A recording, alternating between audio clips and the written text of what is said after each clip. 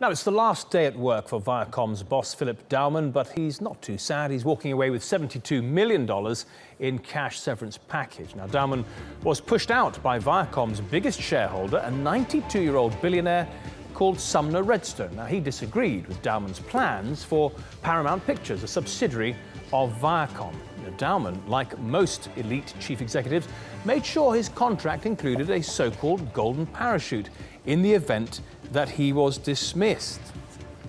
Well, for more on this, I'm joined by TRT World editor-at-large Craig Copetas, who's in the studio for us, which is great to have you here, Craig. A little context, please. Who invented the golden parachute? It came from a man called Charles Tillinghast Jr. in 1961. Mr. Tillinghast was given the unenviable position of having to extricate Howard Hughes from running TWA. Right. And he was so frightened of doing this that the TWA board said, because remember, it was an airline company, they said, if you fail, we'll give you a golden parachute of money so you can land safely. And that's how it started. Got it. So basically what they're saying is you can't lose, really. If you take on a really difficult task, you can't lose. Look, most of us, when we get booted out, get a salary, a month's salary at best. How comes these guys can negotiate such huge sums?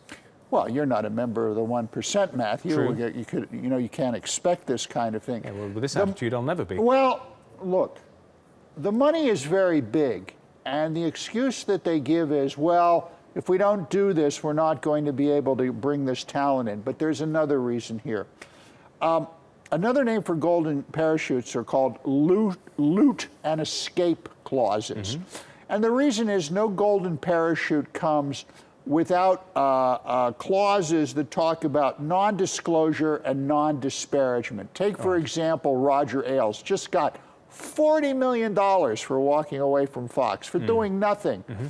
Part of that deal is, when he's getting that money, he's not going to open his mouth. L'agua in bocca, as they say in Italian, water in the mouth. That money keeps people quiet, because if they open their mouth up, the company could be open to more expensive and costly litigation. Okay, so they're buying his silence in a way. Now, Dauman's payout is huge, but not the biggest in the United States.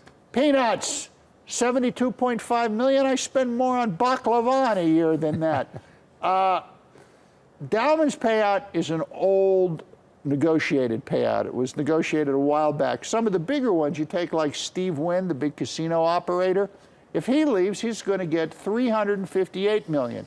Remember Michael Eisner, who ran the Mouse, Walt Disney? Right. He walked away with $1 billion. Marissa Mayer, Yahoo, how good did that do? She's scheduled to walk away with $55 million. And for doing what?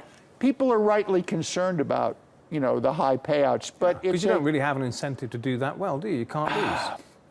You would think. It's a perk of the 1%. It's kind of gotten out of control because they used to be like 18 million, 10 million. But then when you get up to like Eisner with $1 billion, or Amy Pascal at Sony, walks away with 40 million in her purse. For doing what?